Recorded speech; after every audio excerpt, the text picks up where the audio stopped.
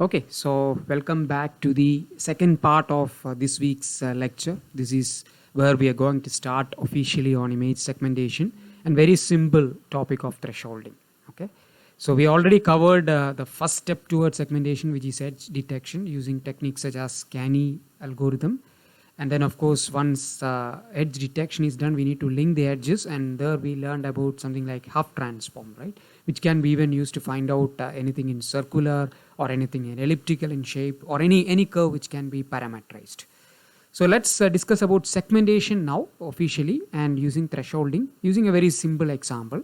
This image of fingerprint, you might be very familiar with this by now.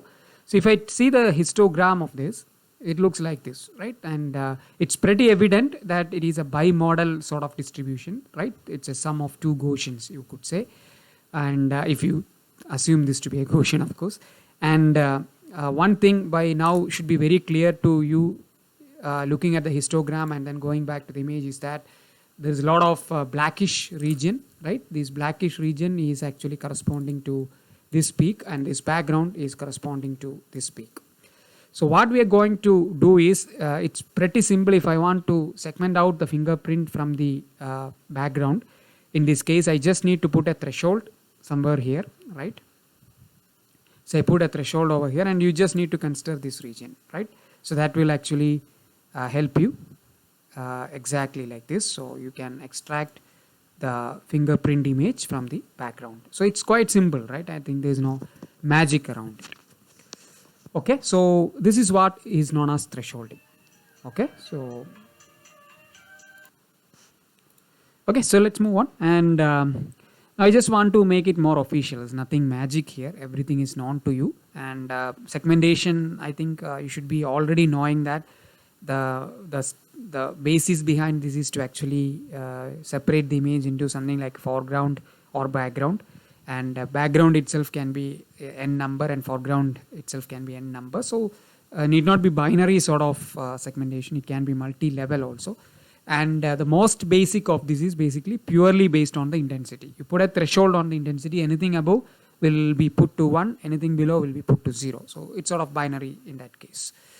Okay, so this is already known to you that threshold is pretty important. This threshold can be global like we did in the previous case, the example case. But this can be even local. You go in a small window, block by block, do a separate thresholding, and then create an entire image. I will show a very beautiful example in that direction towards the end of this lecture. Okay, so this can be global fixed, global variable, local fixed, or local variable. So each one has its own importance. By seeing the image itself at this stage with all your knowledge, you should be able to select the best threshold, for example. Okay, so let's go ahead and see some of those interesting scenarios. So this type of histogram you already saw. In this case, only one threshold is good enough. In this case, it's sort of tri-modal. By seeing the histogram itself, even the image itself, sometimes you can know that there are two thresholds possible. So basically 3 regions in the image is possible in this case, right? So this is exactly sort of histogram way of looking at the segmentation problem. You take the histogram. If the distributions are evident, you can go about thresholding approach to segment the image. Okay, so some of the interesting things I just wanted to put this way, sort of putting in a very generic way. A multi-peak histogram, we can definitely have thresholds between them to separate the peaks. This is an interesting case. This is from the image itself. You already know that there are only 2 levels. If I put a threshold, you will be able to segment this guy, maybe this guy from the background, right? It's quite evident. If I take the histogram of this ideal image, you get 2 peaks, very evident from the image itself. If I add some amount of noise, Gaussian noise, you should be knowing by now from the distribution, I added Gaussian noise. So this image plus Gaussian noise will give me this image, right? And you can always see that from the histogram. Still, it's possible to separate them. You put a threshold here, I may be able to segment it very beautifully, no problem, right? And now I add more noise. You see the histogram, you are gone, right? It's very, very difficult. You can't put a threshold on this histogram, or in the literal sense, you can't put a threshold on the intensity in this image and be able to have a very nice separation between the foreground and the background here. So what you need to do is very, very simple. From all your knowledge by now, what you need to do is you do a smoothing on this image. so that the histogram may look like this, and then you do a thresholding. So it's very, very important. It's not magic, it's logically driven.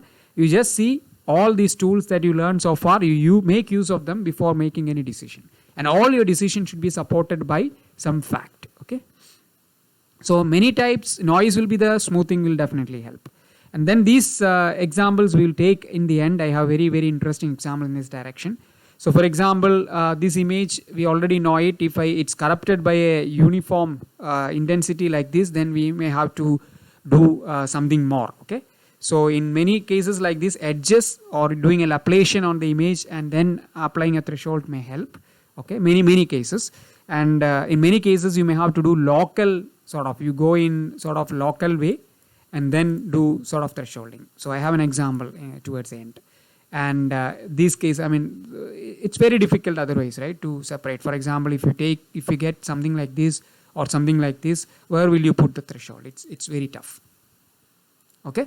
So in both these cases, you may need to do some pre-processing. It may be Laplacian or it may be some local histogram or whatever it is. You should be able to come up with a better approach. So now let's think about, so what we saw is actually doing, seeing the histogram and then putting the threshold, but that may not work out all the time, right? You need to do it automatically. So how to choose that magical number T threshold in the intensity so that anything above will be 1 and anything below will be 0. Okay, so that's the question. One simple approach is what I am actually starting or showing you here, which is based on the first order statistics, which is nothing but the mean of the intensity. So let's say I'm going to start with a global mean of the image. That is my threshold. Okay. So anything below that mean will be belonging to one class and another above that threshold belonging to class, the next class. Okay. So that's what I'm going to do it here. So segment the image or threshold the image using T, and below T is C1 and above T is C2. Okay. Some set of intensities. Okay. Now what we need to do is we again do in these classes C1 and C2, we again calculate its mean M1 and M2. So now instead of the entire image, you only consider the intensities in C1 and intensities in C2 to come up with M1 and M2 respectively. Okay. And if you are confident that there are two thresholds or two regions in the image, you need to increase the number of T here, and consequently M1, M2 becomes M3, M4 and so on.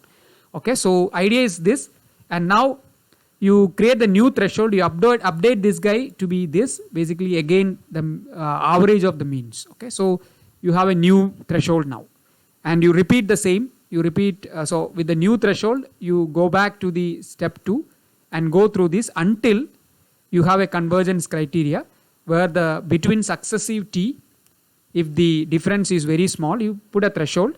If the difference is smaller than that threshold, you stop the process. Okay, so this is very, very quite straightforward. So what you do is you take the image, you find the mean intensity in the image, that's your first threshold. Anything below that threshold is class 1, anything above that threshold is class 2. Then for class 1 you find the mean, for class 2 you find the mean, so M1 and M2 respectively. The new threshold is M1 plus M2 by 2, and based on the new threshold you keep on repeating this until the difference between the threshold is below or is smaller than a threshold value. Okay, that's where you stop. And this result you can easily see from this example. I just want to demo this to you. Okay, so let me just go to the MATLAB window. Okay, so this is the code I will share with you. This is again MATLAB, but Python is quite straightforward. I don't see any problem for you to actually extend this to Python. It's same. So T is basically mean. You can start with mean, but I just wanted to show you even if I'm slightly off. So I'm going 1.4 times, so 140% of the mean, so slightly higher than the mean. You can select the number of iterations you want and you can choose the threshold as we are seeing over here. If it is the difference between successive thresholds is less than T delta, we'll just break. Okay, otherwise just go on and you put a number of iterations just on the safer side to have a upper limit on it. Okay, so first you start with this guy, and then you create J1 and J2 which are above and below the threshold, two classes, mean of them, and the new threshold is just the mean of those means, right? Just like we did. Let me just show you this.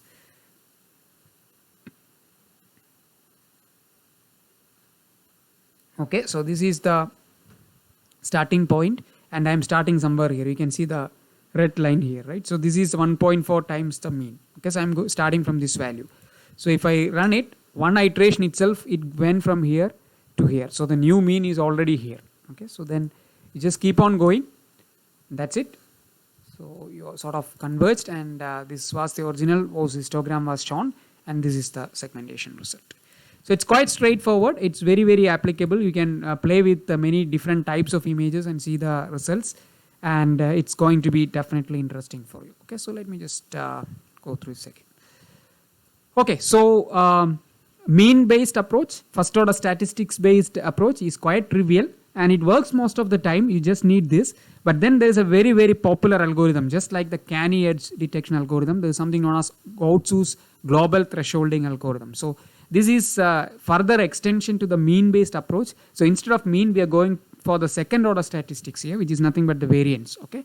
So what we are actually trying to see is, as similar to the previous case, we identify two classes, C1 and C2, based on, let's say, a threshold, and then this trying to either minimize the intra-class variance, that within the class variance we are trying to minimize, or we will go for maximizing the inter-class variance. So what I mean in literal terms is, let's say I have some sort of distribution like this. So this will form my first class, and this will form my second class, and what we need to do is between them, either between this variance between them, you just reduce it, or within this guy. Okay, so let me call it within the class, right? So maybe within class, or let's say W, sigma W. So this is within class variance. You minimize this, you minimize this, and you maximize this. You maximize the between class variance, or you minimize the you maximize the inter-class variance, okay, between the classes, or you minimize within class variance. Okay, so that's quite straightforward from definition, but it's not quite straightforward in the implementation aspect. So let me explain it in a very logical way. So again, it's again statistics driven. We are trying to actually minimize the in-class variance or maximizes the between class variance, and class is nothing but a set of pixels. Okay, just like we discussed in the previous slide. Okay, so let me take an example. So this is a grayscale image. Okay, so I want to segment this image into two regions to start with. Let's say if I take the histogram of this, by the way, this is taken from this web page, very beautifully explained. I like this very much. Okay, so you can always go back and refer to this web page if you want to understand more about this. Okay, so the histogram of this guy is shown over here. Now I just want, the way this algorithm proceeds is like you put a threshold here. Okay, that means everything is belonging to one class, there is nothing here. Okay, and then you change the threshold to the next bin. You put a threshold here, that means this will be one class and this will be the other class, and keep on finding the inter-class variance or intra-class variance. Okay, both. I will explain to you how do you go about it, and then finally you will see which one minimizes the in-class variance or maximizes the inter-class variance. Okay, we typically go by the second case because that is much simpler to implement rather than this guy. This one is very difficult, so that won't be possible, or it's computationally very intensive. But on the other hand, this is quite easy. Okay, so we'll see what I mean. At this point, it may be vague to you. Okay, so I will illustrate this using a threshold somewhere put in the middle, so that it's much easy for me to explain. Okay, so I put a threshold here exactly after 2, between 2 and 3. So anything below 3, it belonging to the background class, and I just expanded. So this region is expanded and shown over here. Okay, so just want to make some explanation here. The zeroth intensity is occurring 8 pixels. You can see, you can count it 1, 2, 3, 4, and so on. Okay, around 0, right? So, sorry, 1, 2, 3, 4, 5, 6, 7, 8. I think today it's some issue. Okay, forgive me for that. Okay, so zeroth intensity is occurring 8 pixels. 1 intensity is occurring somewhere around 7 pixels. 2 is around 2 pixels, and so on. Okay, so the background is actually expanded and shown here. So this is my threshold for illustration. Okay, I'm putting a threshold here, and this is class 1. Okay, so the background class we can see over here, and the other one is class 2. Okay, so let's concentrate on class 1, which is a background, which is shown here. So 8 pixels of black, 7 pixels of 1, and 2 pixels of 2. Okay, and the total weight is obviously 8 plus 7 plus 2, that is a total number of pixels for this background class, and the total number of pixels for the entire image is 36, because this is 6 pixels here, 6 pixels here, so 6 into 6 is 36 for you. Okay, so the weight, basically how much percentage is background, is 47.22 percentage, right? So 0.4722 is sort of the weight that the background class belongs to compared to the foreground class. So it's very easy to obviously observe that foreground will be 1 minus 0.4722 to be exact, right? Okay, so that's a weight. And now mean, what is the mean of this particular distribution? It's pretty simple. The weighted sum divided by the total number of bins, right? Or total number of pixels, sorry, not bins, pixels. So 0 into 8 plus 1 into 7 plus 2 into 2, that's what you have over here, divided by the total number of pixels here, which is 17, and that value comes to 0.6471. And you can obviously see it somewhere here, right? Somewhere here is the mean. You can always see from this distribution, which is quite correct. This is evident from this figure itself. And of course variance, as you go by the same formula, x minus x bar divided by the total number of pixels again. So 0, 0th intensity minus the mean. Okay, so 0 minus, always remember that formula, right? You have this formula, x minus mu square, right, divided by the number, right? So that formula is what I'm using here for the variance.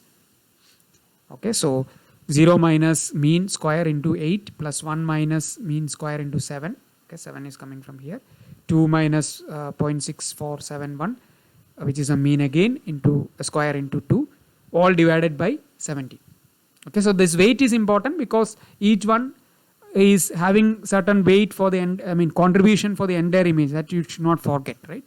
So that is there, and total number of pixels is here, and if it sums out to this, and even if you see the variance, this is the value sigma, you will get somewhere around 0.64 if you basically take the square root of this, and that sort of essentially shows a Gaussian distribution like this, right, with mean value, which is this one, and the variance, the spread value, which is given by this guy.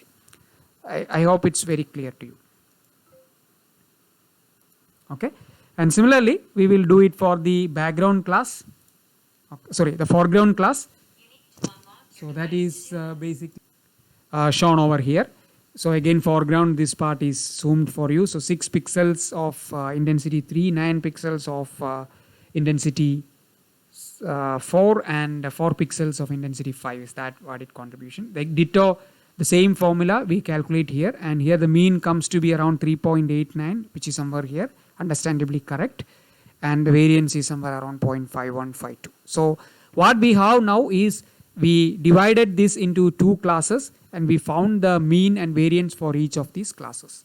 Now there is a simple formula to calculate the within class variance, which is given by this. Okay, sigma w square, is w stands for within class, is basically sigma b square weighted by sigma b square is nothing but the variance of the background class by its weight, because you should be always thinking that this is only a subsection of the image, right? So weight is very important, plus the variance in the foreground weighted by the foreground weight. Okay, so if you put all these numbers into here, you get something like 0.4909. Okay, so this particular is the within class variance. Okay, so within class variance when the threshold is put somewhere here. Okay, when the threshold is exactly after 2.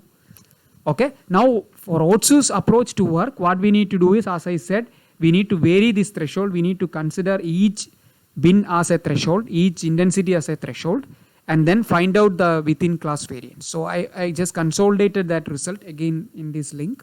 It is there. So here t is equal to 0. That means you are putting the threshold exactly here. So everything belongs to foreground in that case. Okay, so sorry.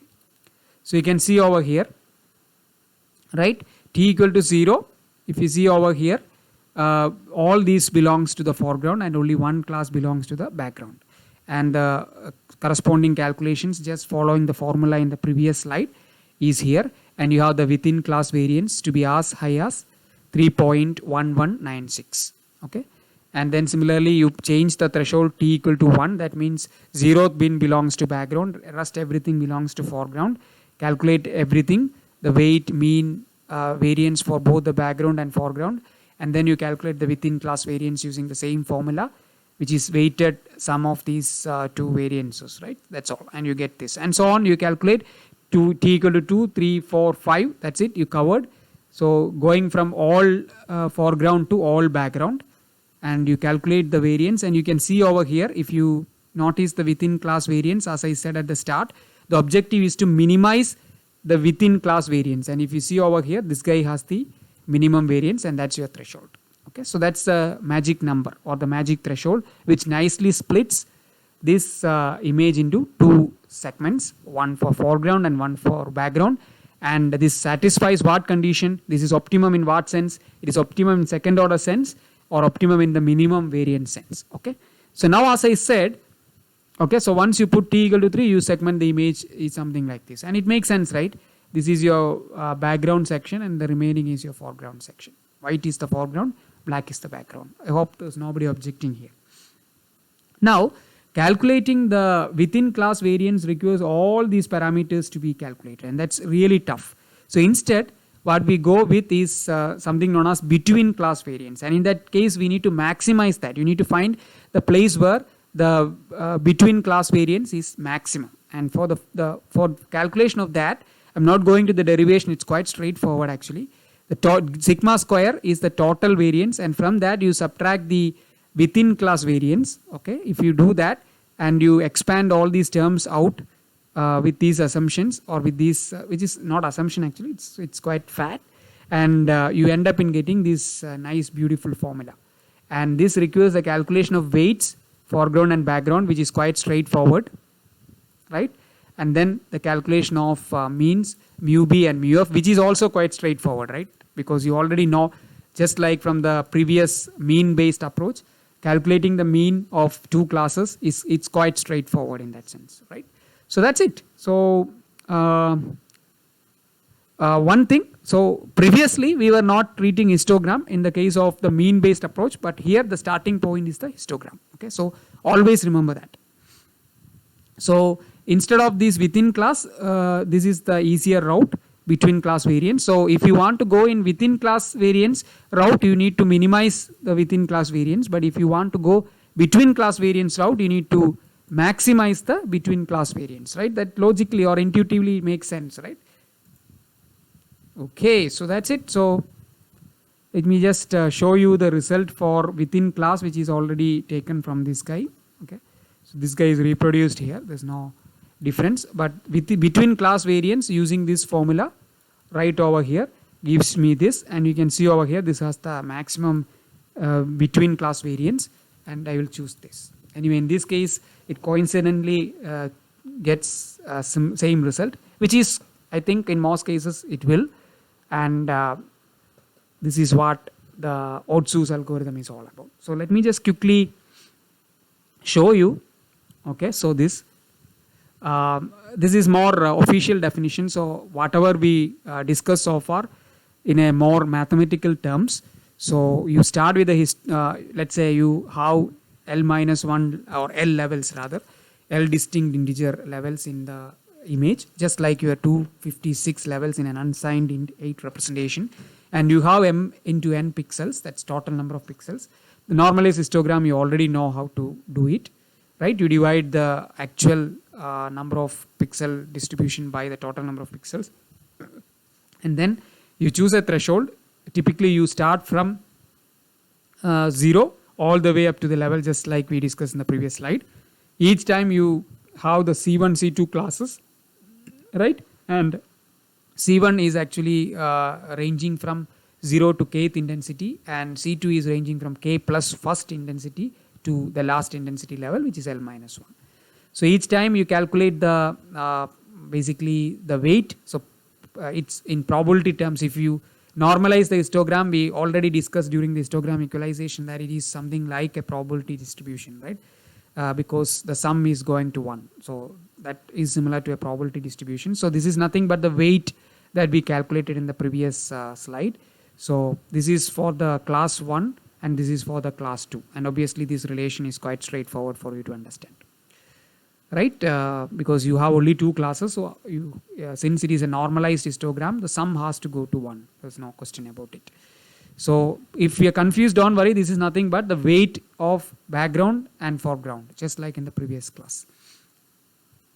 Okay, and then you find the mean intensity.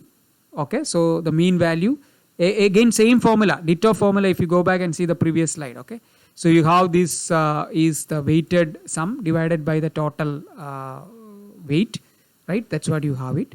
And similarly here also it's the same. Okay, for the other class. So this is a mean for this and this is a mean for the second class. Same like we calculated, right? And then the entire image, if you want to calculate, it's quite simple. You just sum it up for the entire image, right? There's no thresholding here. And then it can be observed from this guy that P1 M1 plus P2 M2. If you do that, so P1 if you put here this guy and P1 will get cancelled. P2 you put here, this get cancelled, so that will go to Mg. So it's quite straightforward. So it's clear, and this also is very clear from the previous slide. So just go on. I mean, this is quite straightforward. There's nothing difficult here to understand. And then the between class variance, we'll only talk about that. We'll not talk about within class variance. Between class variance is given by this. So this is also very quite straightforward. So mean minus, so variance is always this formula, right? I mean, in the sense like x minus x bar, right? Square by the number of samples, right? That's the typical formula for variance. This is individual sample and this is a mean, and that's what exactly happening if you have 2 classes. This is the individual means, right? And this is the global means, right? So this guy is going to this one, and this is basically individually going with this. And then of course the weight, right? The weight is basically given by P1. For this is a weight for the class 1, this is a weight for the class 2. So it's quite evident, quite straightforward, very intuitive to understand. And then if we put and substitute for this, you get something like this, and this is what the formula we discussed in the previous slide. The objective is to maximize. Okay, you change the K, you start from 0, go to all the levels, all the intensities. Each time you calculate sigma square B, and whichever has the maximum sigma square B is the final answer, right? Final threshold. That the K corresponding to that sigma square B will be your threshold. So I hope it's not very difficult for you to understand. So this is the step. Okay, compute the normalized histogram, compute the cumulative sums, compute the cumulative means, compute the global mean, then compute the between class variance term, and that's it. Find the threshold which has the maximum between class variance. So let me just quickly show you the code, and then we will actually discuss on some of the results. So you can easily see over here. Okay, so histogram is found, histogram is normalized. You then go through each and every pixel, each and every intensity. Okay, so P1 and P2 we already know it, we summed it up, the weights basically. Then mu1, mu2 means are found out. Then sigma is found out, or the sigma between class variance is found out using exactly same formula. If sigma is greater than some max, okay, so basically you want to see which is the maximum sigma and the corresponding threshold. That's all. So the formula, I mean the code is quite simple, right? There's no magic. Even though the algorithm looks very complicated theoretically, implementation is quite straightforward. And that's, I think, beauty about most of the image processing algorithms. Okay. So these are some results. So an image is shown over here. The histogram is shown over here. And if you do the mean based thresholding, you get something like this, horrible. And if you do the Otsu, you get something like this. Okay, so Otsu is, so mean is purely based on the mean, right? I mean, it's just trying to separate the histogram purely, or intensity purely based on the mean of intensities. So variance, a second order statistic, is much more robust, and you can obviously see the result from here. And now 2 issues I just want to focus on. So this lecture may be slightly longer in duration, and sorry for that, because only very small topic left and there's no point in splitting it into one more lecture. So this is an example where the impact of noise, for example. So you have the image here, and if I plot the histogram, it obviously looks like very noisy, right? There's no question about it. And if you apply any global mean or Otsu, this will fail. And this is a segmentation result for Otsu directly on this image. Okay.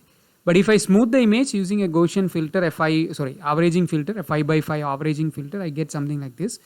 Histogram itself is improved, and then of course Otsu will work without any issue. Now this is another interesting example. Okay. So here my objective is actually to segment these inner circles. And the problem here is, you can see it from, this is like a 3-level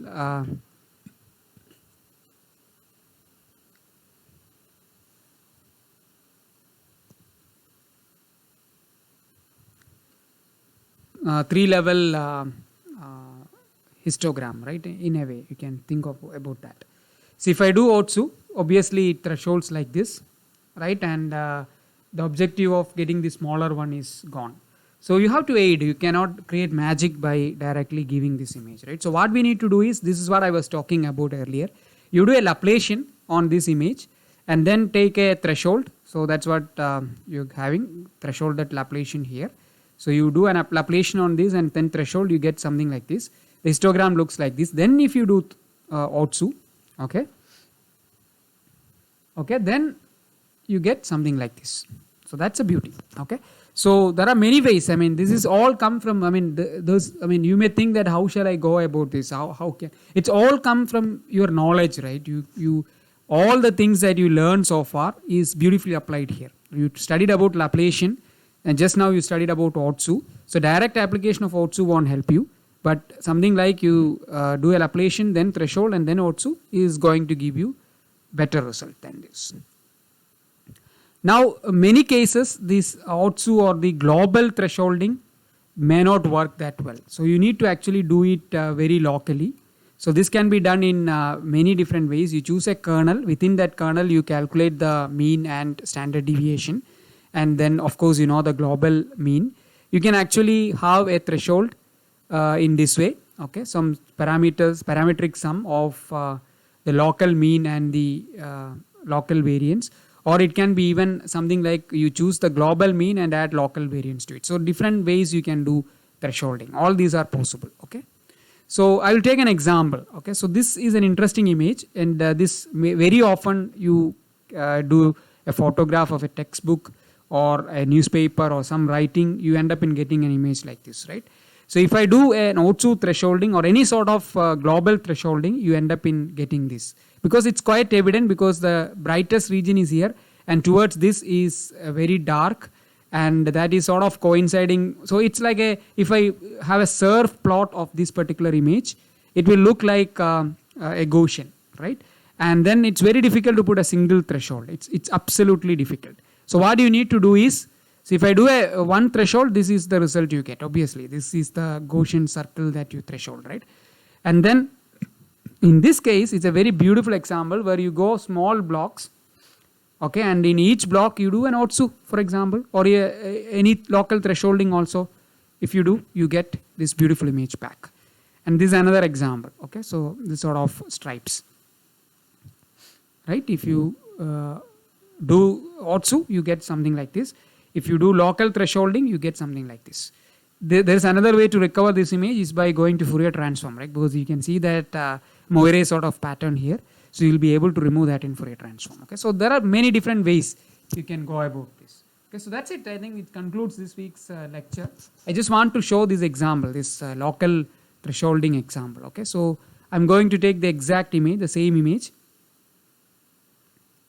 Okay, so this is original image. If I do Otsu thresholding, it looks like this. And what I'm actually doing over here is a block processing. I'm using BlockProc in MATLAB.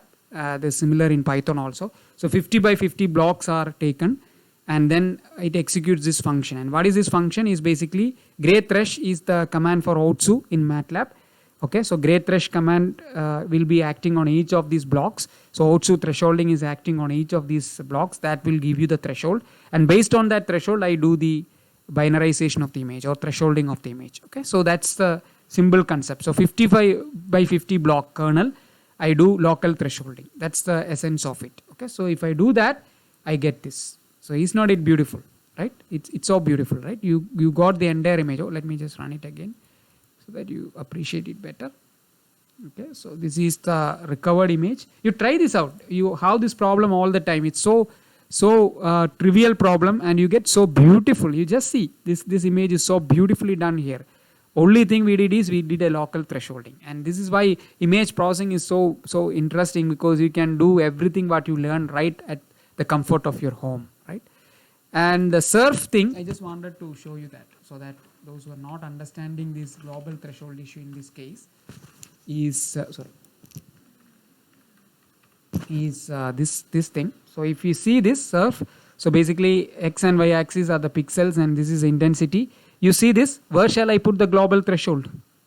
Very difficult, right? If I put somewhere here, it will look like a circle, and that's what exactly happened when we use OTSU on a global level in this image. Okay, so with that, I hope everyone enjoyed this series of lectures. We started with edge linking, right? We discussed about the beautiful Huff transform, and then we discussed about the OTSU's thresholding, which is sort of one simple way to do an optimum thresholding in minimum variance sense. Okay, so it's quite an interesting week, because two of the most popular algorithms in image processing literature, Huff transform and OTSU's global thresholding, were discussed in this week. So we will not have any live session next week, and 26th is also a holiday. So 2 weeks we don't have any live session. We will meet again for a live session on November 2, but lectures, videos will keep on coming. Next week we will be starting segmentation in a more official way, maybe next 2 weeks actually. And that sort of covers a major part of term 2. And then we have some small topics, one on morphological image processing, and then one really interesting, maybe for many of you, topic on convolutional neural networks. Okay, so see you next time. Till then, it's goodbye from me. Thank you.